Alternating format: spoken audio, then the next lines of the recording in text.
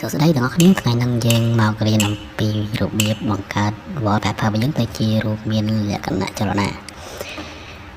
ឬក៏យ៉ាងណាតុបតែងឲ្យស្អាតណាតោះដំបូងផុតយើងចូលទៅកាន់ browser របស់យើងមកហើយវាយពាក្យថា lively wallpaper បន្តមកទៀតយើងចូលទៅកាន់ website របស់គេមកគឺ lively wallpaper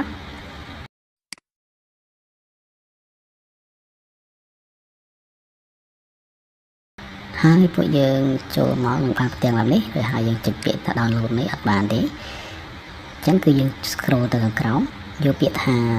Microsoft Store ឬក៏ខាងក្រោម installer អញ្ចឹងបើយើងយកខាងលើមានន័យថាយើងយកកន្លែង Microsoft Store ហ្នឹងមានន័យថាយើងយក download មកហើយយើងតាមម្ដងទៀតនៅក្នុង Microsoft Store ម្ដងទៀតប៉ុន្តែយើងខាងក្រោមកន្លែង Windows 64 bit នេះគឺយើង download មកហើយគឺយើងប្រើតែម្ដង install ប្រើតែម្ដង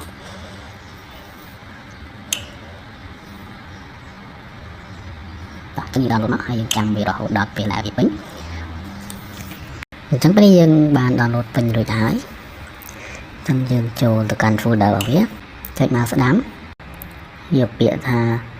ចុចមកស្ដាំទៅពាក្យថា run as administrator ហើយយើងយកពាក្យ yes អញ្ចឹងយើងយកពាក្យថា install for all user ក៏បានយក next ពាក្យនេះរហូតមក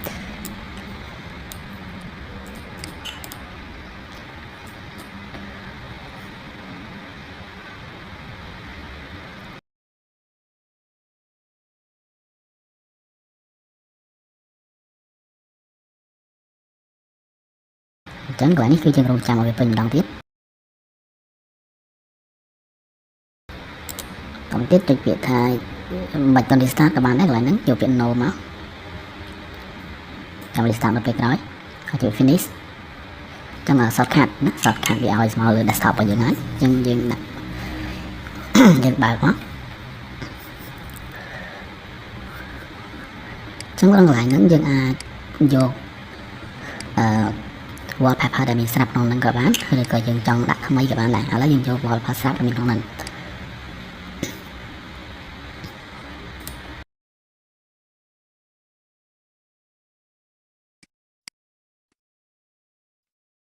ក៏អាចបន្ថែម wallpaper ផ្សេងៗដែលយើងមានដែលយើងអាច download មកបាននៅតាមក្នុង Google ទេជាប្រភេទ wallpaper ដែលមានលក្ខណៈចលនាឬក៏ជាវីដេអូក៏បានយើងអាចដាក់បានដូចគ្នា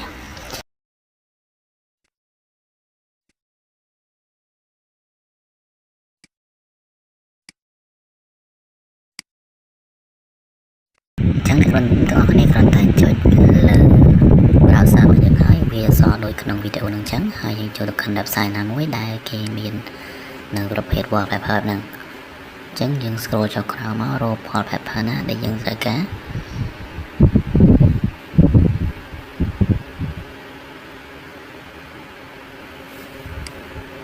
បន្តមកទៀតចុចលើ wallpaper យើងត្រូវការហើយយើង scroll មកខាងក្រោមដើម្បីរកកន្លែង download